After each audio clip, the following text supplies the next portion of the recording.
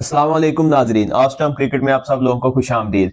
पिशावर जल्मी और मुल्तान सुल्तान का मैच जो कि रावलपिंडी स्टेडियम में हुआ, जो कि पिशावर जल्मी के लिए बहुत ज्यादा जरूरी मैच था जीतना।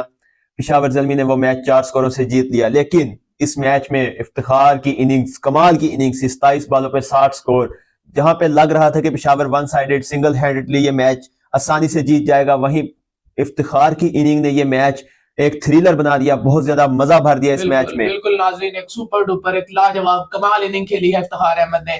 एक दफा तो पिशावर जल्मी के जबड़ों से मैच खींच लिया था इफ्तिखार अहमद ने, लेकिन लास्ट में सलमान इरशाद ने एक अच्छा ओवर किया और मैच पिशावर जल्मी को जितवा दिया। 6 ओवर्स में 93 रन रहते थे, लेकिन फिर भी पिशावर जो है वो मैच सिर्फ 4 स्कोर से जीती है, सिर्फ 4 स्कोर से। यानी कि इफ्तिखार और क्रिस जॉर्डन ने 25 बॉल्स पे 78 रन की पार्टनरशिप लगाई। क्रिस जॉर्डन ने भी 12 बॉल्स पे 30 रन की तेज इनिंग खेली और इफ्तिखार का साथ दिया। ये एक बहुत ही ज्यादा थ्रिलिंग मैच था।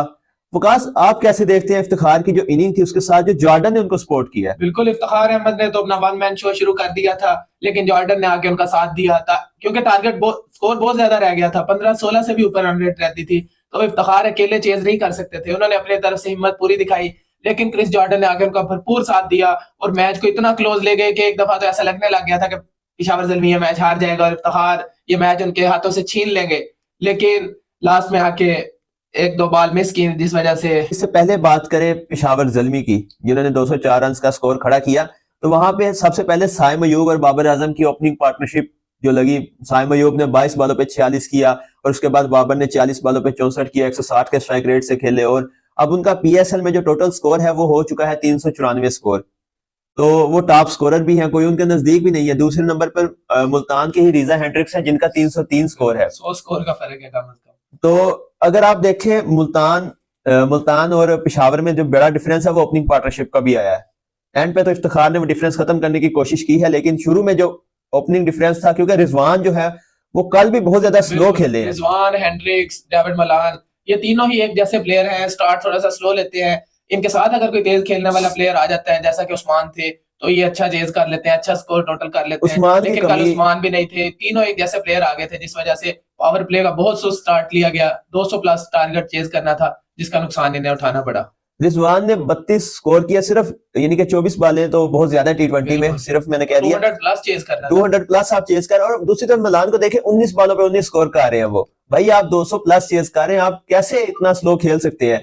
और खुशदिल शाह के बारे में हम बात कर रहे थे। खुशदिल शाह जो है वो 1.5-2 सीजन पहले जैसे वो बैटिंग करते थे, वो अब बिल्कुल ही खत्म हो गए हैं। हालांकि वो 28-29 साल के, उन्हें अपनी पीक पे होना चाहिए, उनकी पावर अपनी पीक पे होनी चाहिए, लेकिन वो बिल्कुल फिनिश हो गए। मुझे तो ये नहीं समझ आ रही, रिजवान पता नहीं किस वजह से उन्हें चांस दिए जा रहे हैं, उन्हें थोड़ी सी रेस्ट दें, उन्हें समझाएं कि प्रैक्टिस करें, जिस वजह से मतलब नुकसान हो रहा है। कैचेस भी छोड़ रहे हैं, एक अच्छे फील्डर थे वो पहले। बहुत पता नहीं किस चीज का प्रेशर है इन पर।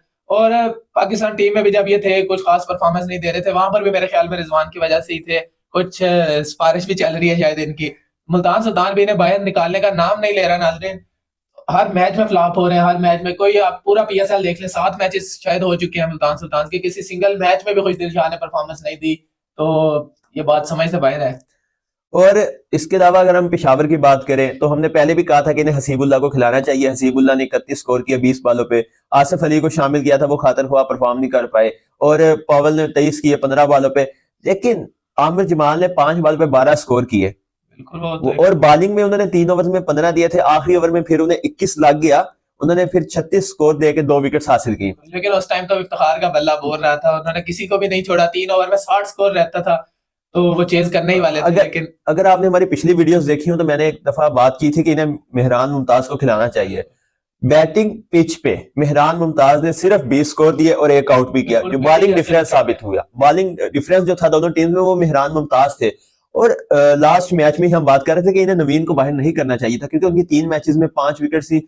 और इस मैच में भी उन्होंने 32 स्कोर देके सिर्फ एक खिलाड़ी को आउट, यानी कि एक खिलाड़ी को आउट किया, लेकिन सिर्फ 32 स्कोर खाया। बहुत अच्छी बॉलिंग की उन्होंने, अच्छी लाइन लेंथ पे। वो जो बहुत शातिर किस्म के बॉलर हैं, रन तो लीक करते रहे, लेकिन वो कुछ बैड फॉर्म थी उनकी, लेकिन वो बहुत शातिर बॉलर हैं। वो स्लो बॉल का यूज करते हैं, ऑफ साइड पे बॉलिंग रखते हैं, ऑफ वाइड पे बॉलिंग रखते हैं, तो वो बहुत जबरदस्त किस्म के बॉलर हैं। उन्हें निकालना नहीं चाहिए बिल्कुल भी, वो एक प्रॉपर वर्ल्ड क्लास बॉलर है। और उसामा मीर जो है वो फिर 32 स्कोर देकर 3 विकेट्स ले गए हैं और टॉप विकेट टेकर हैं अभी तक, 18 विकेट्स हो गई हैं उनकी।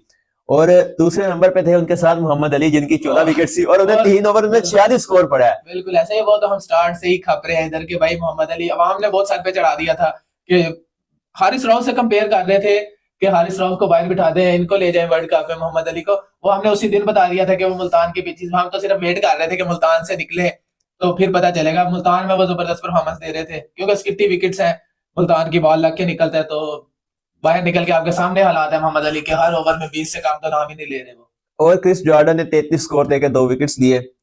क्रिस जॉर्डन ने बैटिंग भी अच्छी की और बॉलिंग भी अच्छी की। इसके अलावा मुल्तान का कोई बॉलर परफॉर्म नहीं कर सका। विली को भी स्कोर पड़ा। अगर हम यानी कि इस मैच का ओवरऑल देखें ओवरव्यू, तो पेशावर के लिए ये खुशाइंद है कि वो मैच जीत चुके हैं और 9 पॉइंट्स उनके हो गए हैं। और पेशावर को एक अच्छा प्लस पॉइंट ये मिला कि उन्हें मेहरान मुमताज मिल गया है। बड़ी देर से चांस नहीं मिल रहा था उन्हें, उन्होंने एक अच्छा चांस ग्रैब किया है और अच्छी परफॉर्मेंस दी है मेहरान मुमताज ने। वो एक प्रॉपर लेफ्ट आर्म ऑर्थोडॉक्स है, वो पाकिस्तान टीम में आने के लिए भी मेरे ख्याल में तो तैयार है क्योंकि पाकिस्तान के पास कोई एक प्रॉपर स्पिन बॉलर नहीं है जो लेफ्ट आर्म हो। और इसके साथ ये तो पेशावर ज़ल्मी और मुल्तान सुल्तान के मैच का पोस्ट मैच एनालिसिस था। अब इसके बाद हम बात करेंगे कोयटा ग्लैडिएटर्स और कराची किंग्स के मैच की। कराची किंग्स अभी तक प्लेऑफ की दौड़ से बाहर नहीं हुए। उनके 6 मैचेस में 4 पॉइंट्स हैं और अगर वो ये मैच जीतते हैं तो उनके चांसेस बहुत ज्यादा बढ़ जाएंगे। कोयटा ग्लैडिएटर्स जो अगर ये मैच जीत जाते हैं, उनके 9 पॉइंट्स हैं, तो वो शायद क्वालिफाई कर जाएं क्योंकि उनके 6 मैचेस में 9 पॉइंट्स हैं, उनके 7 मैचेस में 11 हो जाएंगे। तो प्लस पॉइंट दोनों टीम्स के लिए ये है कि दोनों के अभी सिर्फ 6 मैचेस हुए हैं, कराची के भी सिर्फ 6 मैचेस हुए हैं, तो अभी उम्मीदें जिंदा हैं कराची की भी क्योंकि 4 मैचेस बाकी हैं। अगर हम पिछले हेड टू हेड थ्रिलर्स की बात करें तो 5 के 5 कोयटा जीती है। जो लास्ट SPSL में हुआ वो तो बहुत ही ज्यादा थ्रिलर था इनका। और रदरफोर्ड ने आखिरी ओवर में जो अनवर अली को स्कोर पूरा किया, 15 स्कोर रहता था। और अगर हम कोयटा की टीम का एनालिसिस करें, इब्रार अहमद 5 मैचेस में उनकी है 10 विकेट्स। उसके साथ अकील हुसैन जो उनको पावर प्ले में भी बॉलिंग करके देते हैं, 5 मैचेस में 8 विकेट्स। और उनकी जो पिछले मैच की आप बैटिंग की इनिंग देख लें, एंकर इनिंग जो उन्होंने रदरफोर्ड के साथ खेली, 22 स्कोर किए 17 गेंदों पे। वकास आप कैसे देखते हैं स्पिनिंग कॉम्बो को? बिल्कुल, इब्रार अहमद और अकील हुसैन क्या जबरदस्त, क्या कमाल किस्म के स्पिनर्स हैं, क्या ड्रो मिला है इन्हें कोयटा ग्लैडिएटर्स को और ये टीम को जितवाने के लिए अहम किरदार अदा कर रहे हैं, जबरदस्त बॉलिंग कर रहे हैं। इब्रार अहमद मिडिल ओवर्स में आकर क्या कमाल कर रहे हैं और अकील हुसैन तो पावर प्ले में ही अपना काम शुरू कर देते हैं। लेकिन इसके साथ साथ पिछले मैच में उस्मान तारिक जिन्होंने 4 ओवर में 16 स्कोर देके 2 खिलाड़ियों को आउट भी किया, तो अब तीसरा स्पिनर भी इनके पास ऐसा ही आ गया। तो ये तो सरफराज अहमद का हमेशा से ही खासा है। सरफराज अहमद अब खुद तो एज फैक्टर हो चुका है, लेकिन ये स्टार्ट से, अली हमजा भाई ने उस दिन बात की थी कि ये सरफराज अहमद का स्टार्ट से ही खासा है, पहले सीजन से ही वो स्पिनर्स का बहुत अच्छे तरीके से यूज करते हैं। अब तो इनके पास एक तीन प्रॉपर स्पिनर्स आ गए हैं, तो ये कमाल करेंगे मेरे ख्याल में। और अगर हम इनकी फास्ट बॉलिंग बैटरी देखें तो वहां पे आमिर और मोहम्मद वसीम है। आमिर की 4 मैचेस में 4 विकेट्स हैं और उन्होंने शायद 1 मैच में रेस्ट किया है। और मोहम्मद वसीम की 5 मैचेस में 6 विकेट्स हैं। तो यानी कि इनके पास बॉलिंग बहुत ज्यादा अच्छी है, डेप्थ वाली बॉलिंग है। और बैटिंग अगर कोयटा की देखें, जैसन रॉय जिन्होंने 5 मैचेस में 200 स्कोर किए हैं, डिस्ट्रक्टिव स्टार्ट दे रहे हैं जैसन रॉय।